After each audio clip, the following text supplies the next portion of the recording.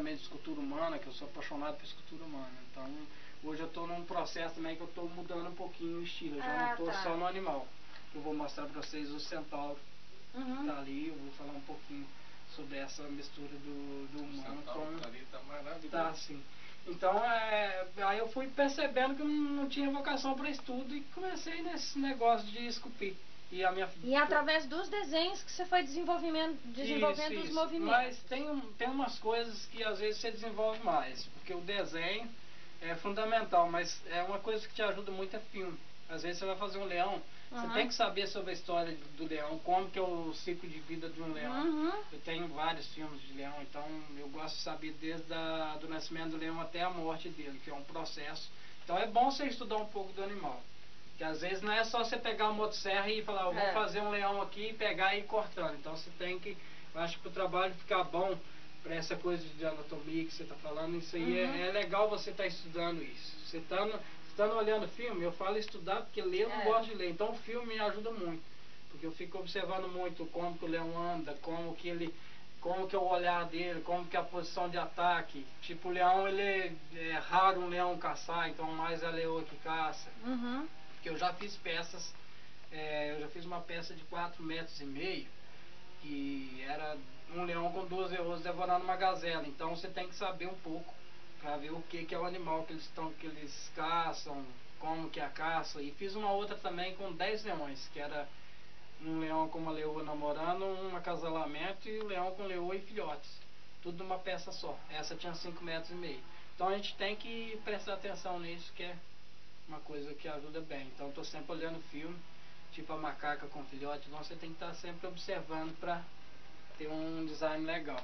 Tipo, tá essa pantera também, ela tá numa posição bacana, ela tá bem solta, bem leve. Então estou sempre observando isso, o detalhe de movimento, como que ela tá andando. Às vezes você tem um movimento do urso, ele tem que acompanhar um pouco, ela força as patas, você tem que acompanhar um pouquinho para ver como que ela está se comportando ao andar, né? Então é isso, a gente está observando isso todo dia, estou observando atento a isso para a gente ir melhorando a qualidade de trabalho. Deixa eu te perguntar uma coisa, mas com essas restrições de retirada de madeira, como é que você faz com a sua madeira? A madeira hoje é muito complicada, a gente vai sofrer muito com o negócio de madeira ainda, a gente já está sofrendo, porque a gente está trabalhando com uma madeira de controle ambiental, que ela vem de Rondônia. Ela é 100% legal, a gente tem o certificado, tem tudo. Só que eu acho que madeira vai ficar complicado, porque são animais grandes, né? Então essa demanda de madeira eu não sei como que vai ser o futuro, mas a demanda de madeira em cima da madeira de controle ambiental vai ser grande. Então eu tenho uma preocupação para o futuro. Hoje ainda não, ainda tem um acesso bom à madeira ainda.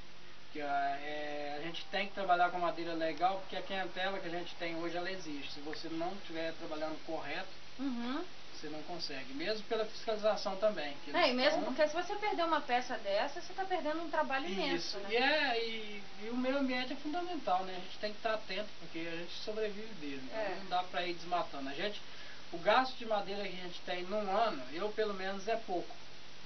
Eu não chego a gastar uma carreta de madeira num ano, porque são peças de muito detalhe, então eu acabo gastando pouco. E não existe eu não tenho interesse de fazer produção em grande escala. Porque é artesanal, então a gente tem que ir esculpindo devagarzinho e não sair fora desse padrão de artesanato, não.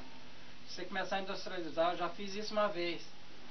Meu pai morreu tem 9 anos, aí eu chamei um funcionário, eu já tinha meu pai chamei mais aí foi para 4 pessoas, aí com pouco veio mais 3, foi para 7. E aí a coisa começou a sair do meu controle. Por quê? Porque eu não conseguia preparar toda a qualidade de trabalho que eu tinha para esse pessoal todo. E fui perdendo em qualidade. E aí veio frustração, dinheiro que eu ganhava era conta de pagar funcionário e despesa não estava sobrando.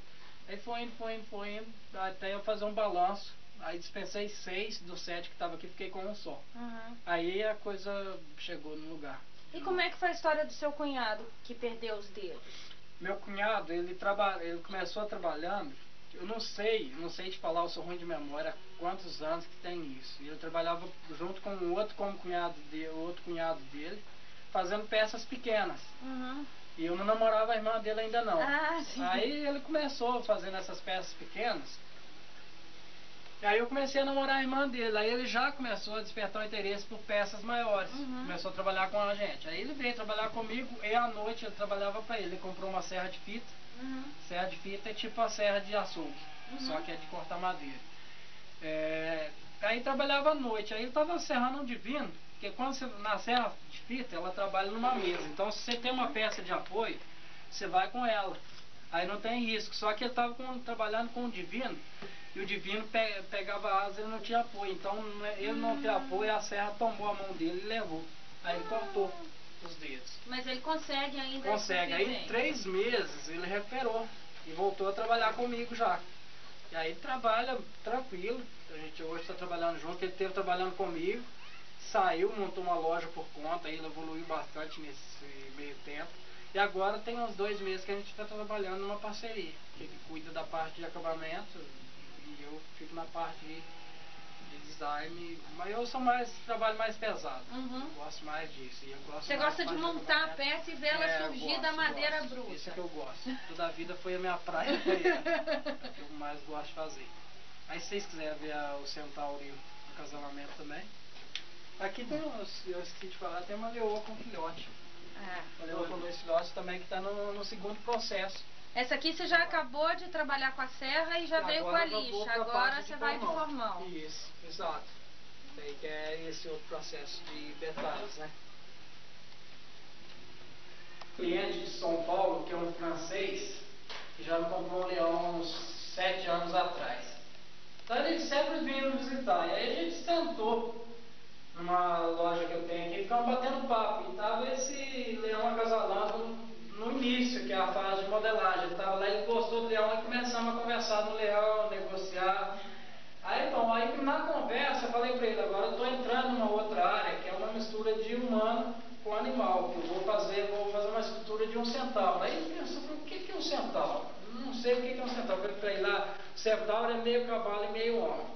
E eu vou fazer um centauro, meio com uma pata levantando, com uma flecha na mão.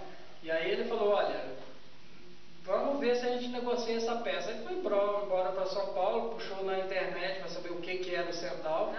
Aí no dia seguinte ele já me ligou, pode fazer o centauro que a gente vamos negociar. Aí deu o preço para ele, fechamos, e aí eu fiz o centauro. Ele me comprou a ideia, ele confiou muito de comprar a ideia. Porque geralmente a pessoa que compra uma peça, que você ainda vai trabalhar, ela não sabe o que vai sair da peça, então ela tem que ter uma confiança. Aí eu comecei a peça, liguei para ele, depositou o sinal, e aí veio ver a peça como estava indo e gostou demais, achou que estava muito bacana. Então